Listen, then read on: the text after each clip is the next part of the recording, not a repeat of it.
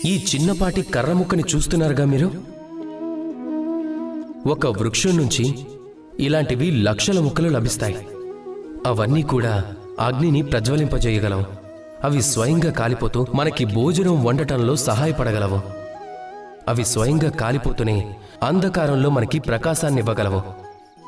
ఒకవేళ మనం దీనిని వ్యతిరేక దిశలో చూసామంటే ఇలాంటిదే ఒక చిన్న కర్ర ముక్క ఒక చిన్న నిప్పు కణంగా మారి తనతో పాటు లక్షల వృక్షాలను కాల్చేస్తుంది.